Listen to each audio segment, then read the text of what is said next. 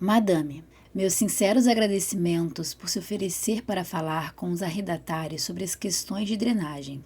No entanto, como a senhora já está assoberbada com muitas demandas, envio meu irmão, Weston, para lidar com o problema. Ele chegará ao priorado de Eversbury na quarta-feira e permanecerá por 2 semanas. Já o alertei à exaustão sobre a necessidade de que se comporte como um perfeito cavalheiro.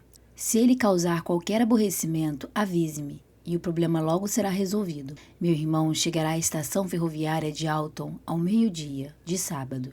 Espero, sinceramente, que a senhora mande alguém para buscá-lo, pois tenho certeza de que ninguém o fará de livre e espontânea vontade. Lord Trinia. PS. A senhora de fato tingiu o chalé de preto? Milord.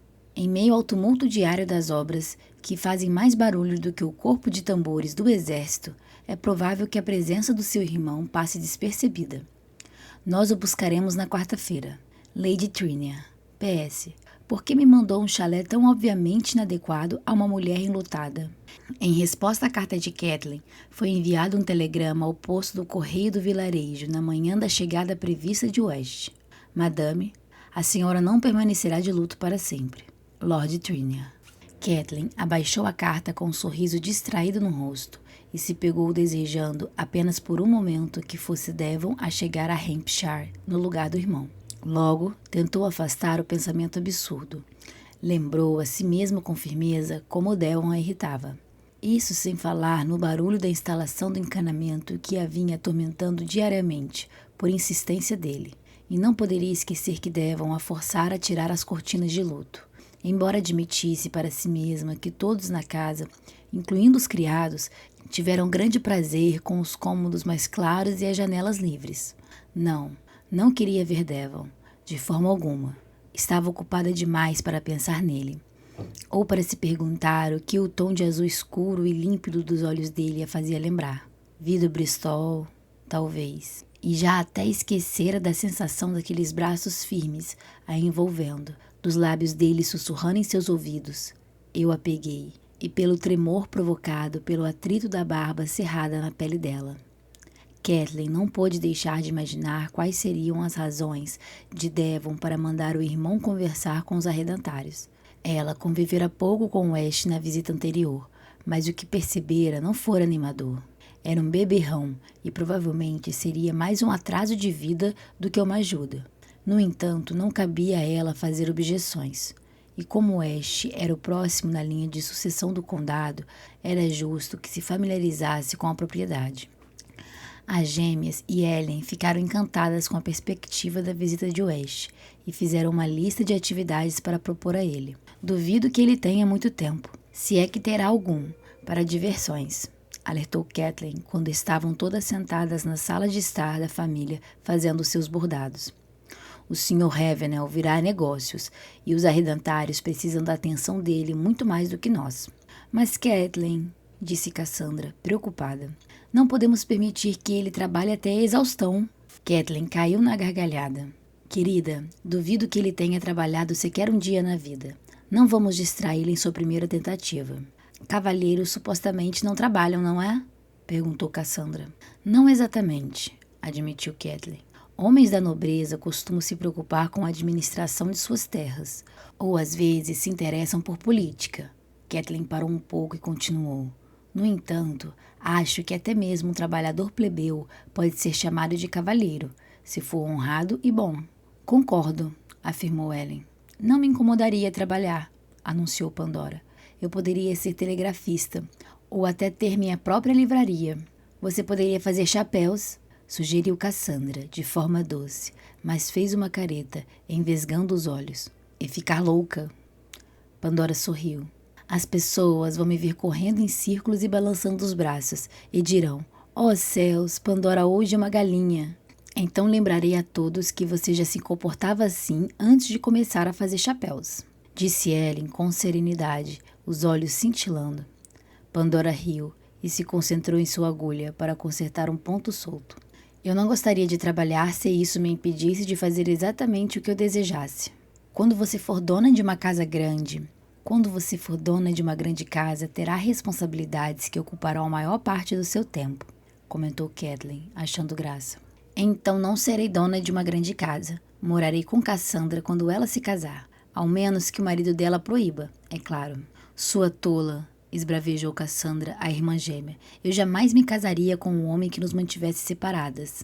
Pandora terminou a costura de um punho branco removível e, ao tentar colocar o trabalho de lado, se irritou quando sentiu a saia sendo puxada. Que aborrecimento! Quem tem uma tesoura? Prendi a costura ao meu vestido de novo. O Ash chegou tarde, acompanhado por uma variedade grande e pesada de bagagens, incluindo um enorme baú para viagens a navio que 2 criados tiveram dificuldades em carregar escadas acima.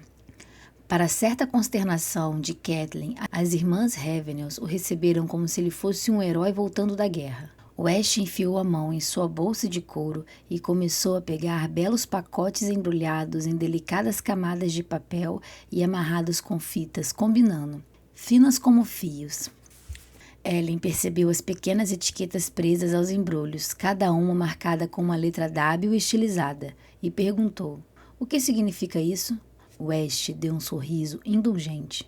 "Isso mostra que os embrulhos é da loja de departamentos Winterbones, onde fiz as compras ontem à tarde.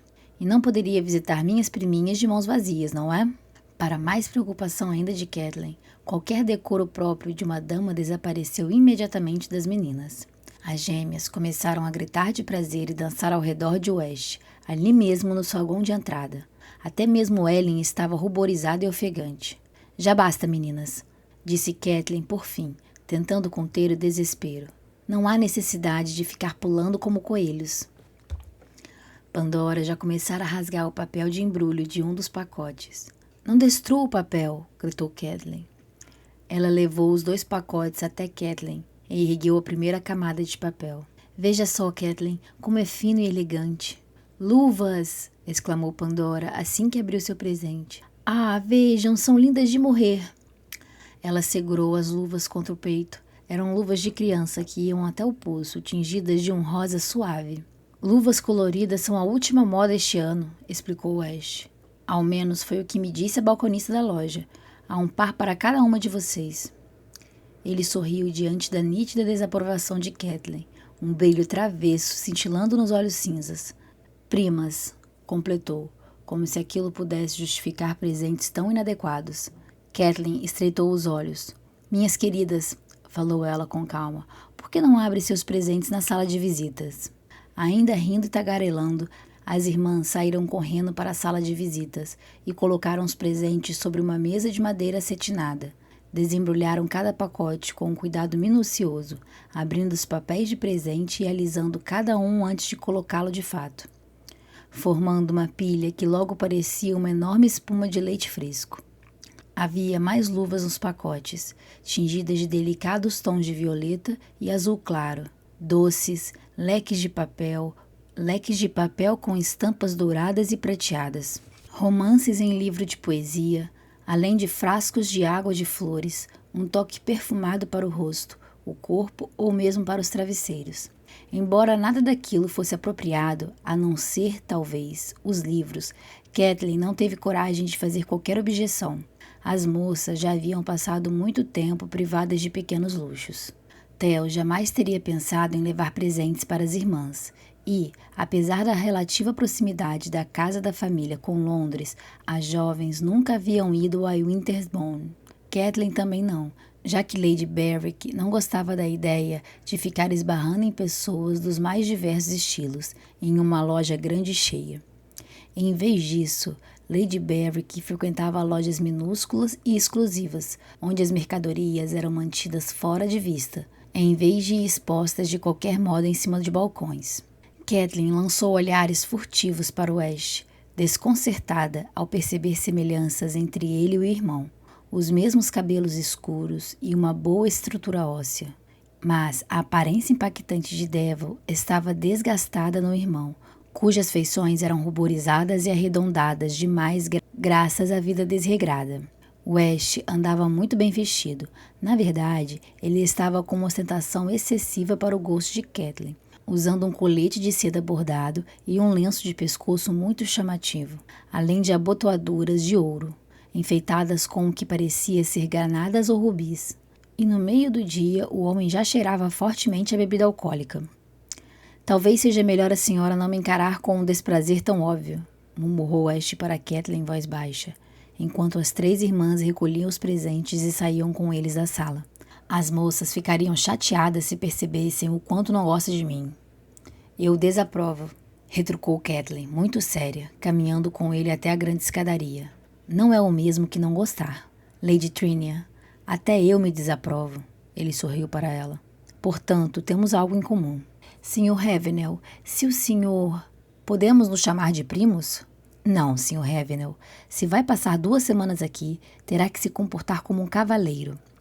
Ou me verei obrigada a fazer com que seja levado à força para a estação de Alton e jogado dentro do primeiro trem que parar na estação. West pareceu surpreso e a encarou, claramente se perguntando se Kathleen estava falando sério. Essas moças são a coisa mais importante no mundo para mim, continuou Kathleen, e não permitirei que o senhor lhes faça mal. Não tenho intenção de fazer mal a ninguém, retrucou West, ofendido.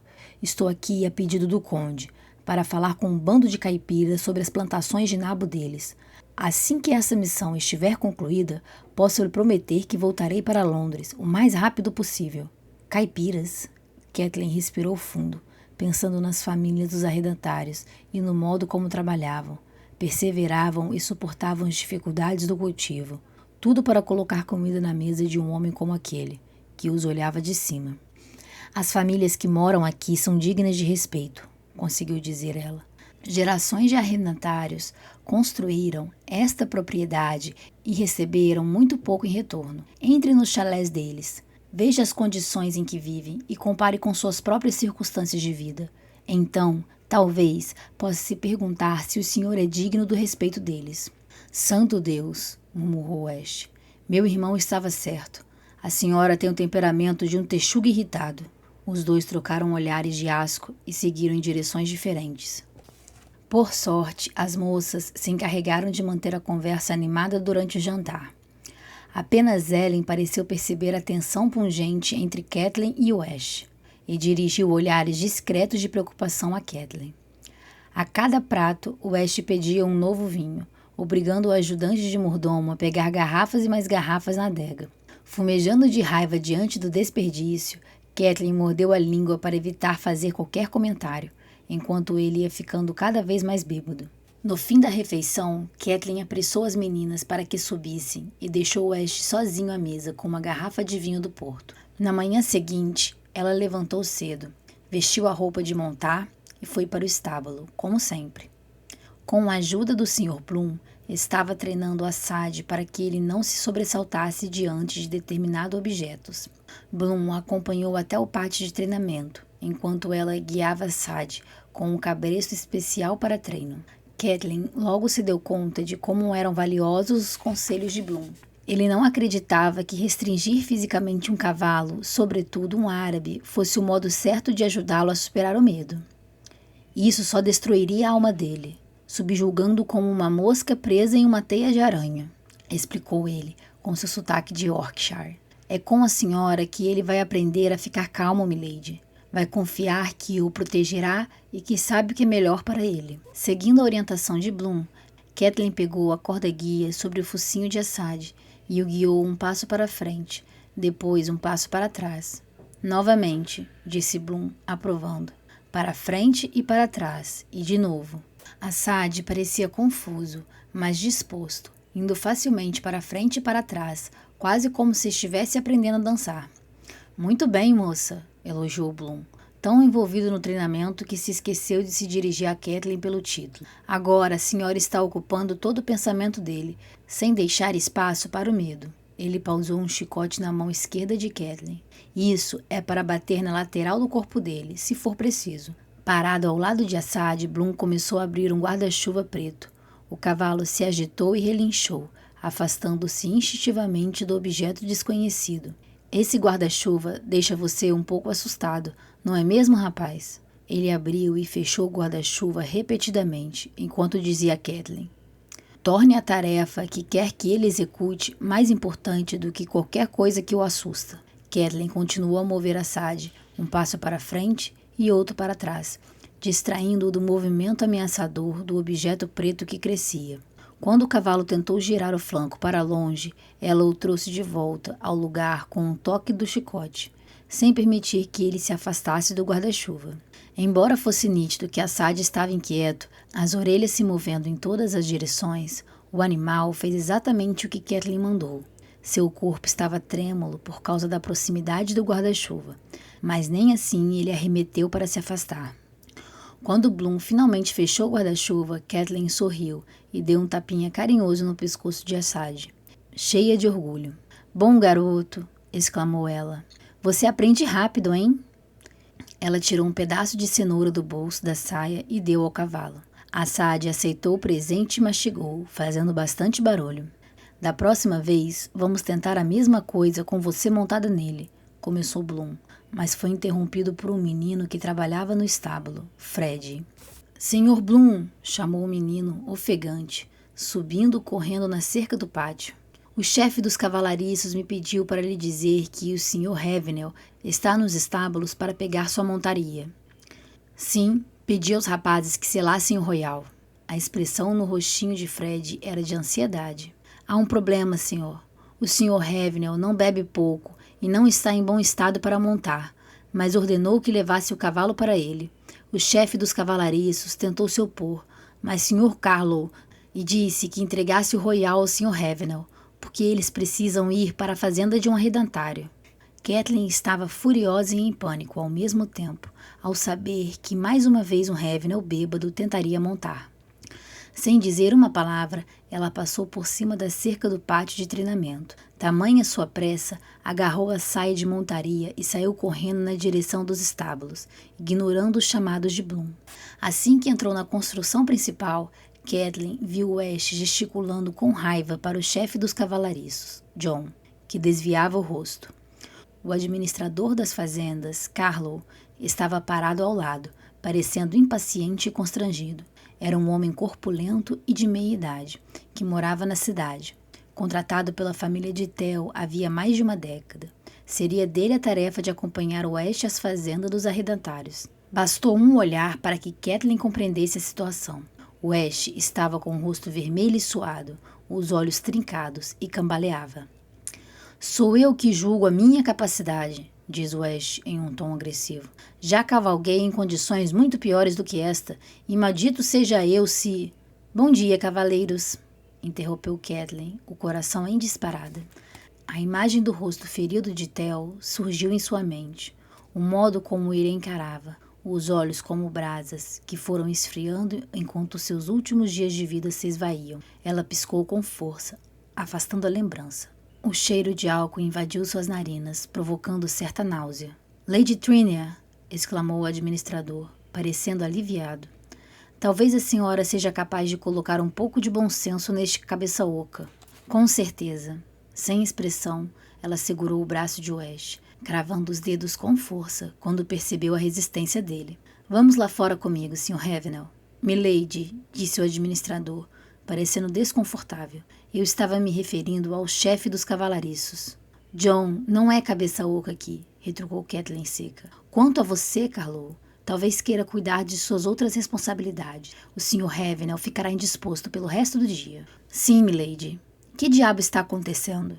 perguntou Ash, irritado, enquanto Kathleen o puxava para o lado de fora e dava a volta com ele na área dos estábulos. "Eu me vesti e vim para cá ao nascer do dia." O nascer do dia foi há 4 horas.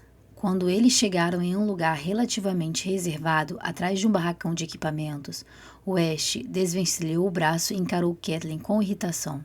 "Qual é o problema? O senhor está cheirando a álcool. Sempre começa o dia com um café com conhaque. Como espera montar se não consegue nem ficar de pé direito?" "Do mesmo modo que sempre monto, mal. Sua preocupação com meu bem-estar é desnecessária." "Minha preocupação não é com seu bem-estar. É com o cavalo que o senhor pretendia montar e com os arredatários que pretendia visitar. Ele já tem dificuldades suficientes para enfrentar. Não precisam se ver sujeitos à companhia de um bêbado tolo." O Ash olhou com raiva. "Estou indo. Não se atreva a se afastar um passo." Ela se deu conta de que ainda segurava o chicote de montar e o abriu com um gesto significativo. "Ou eu o agredirei." O olhar incrédulo de West se desviou para o chicote. Com velocidade impressionante, ele estendeu a mão, arrancou o chicote dela e o jogou no chão. No entanto, o efeito do gesto foi arruinado quando ele cambaleou para recuperar o equilíbrio. Diga logo o que tem a dizer, falou West de forma abrupta. Kathleen cruzou os braços. Por que se deu ao trabalho de vir para Hampshire? Vim ajudar o meu irmão. O senhor não está ajudando ninguém, exclamou ela com desprezo. Não consegue compreender nada do fardo que Lord Trinity assumiu? Não se dá conta de como as apostas são altas? Se ele fracassar e a propriedade for dividida e vendida, o que acha que acontecerá com essas pessoas? 200 famílias serão deixadas à míngua, sem meios de sustento, além de 50 criados, sendo que a maior parte deles passou a vida toda servindo aos Ravenels. Quando percebeu que West não estava sequer olhando para ela, Kathleen respirou fundo, trêmula, tentando conter a fúria. Todos nesta propriedade estão lutando para sobreviver, e todos nós dependemos do seu irmão, que está tentando resolver problemas que de forma alguma ajudou a criar. Mas, em vez de tentar ajudar, o senhor escolhe beber até o estupor e ficar cambaleando por aí como um tolo egoísta e idiota. Ela se esforçou para engolir o soluço de raiva, antes de continuar, baixinho. Volte para Londres. O senhor não tem utilidade para ninguém aqui. Coloque a culpa em mim se quiser. Diga a Lord Trinity que fui uma megera e que não conseguiu me suportar. Ele não terá dificuldades em acreditar nisso. Kathleen deu as costas ao Ash e jogou algumas das últimas palavras sobre os ombros. Talvez um dia o senhor encontre alguém que salve. Talvez um dia o senhor encontre alguém que o salve de seus excessos. Pessoalmente, não acredita que valha o esforço. Se você gosta de literatura e de romance e amou este vídeo, clique no ícone de curtir abaixo e compartilhe o vídeo em sua rede social. Se você deseja ser notificado de outros vídeos de audioleitura, clique em se inscrever e depois no ícone de campainha. Até o próximo capítulo.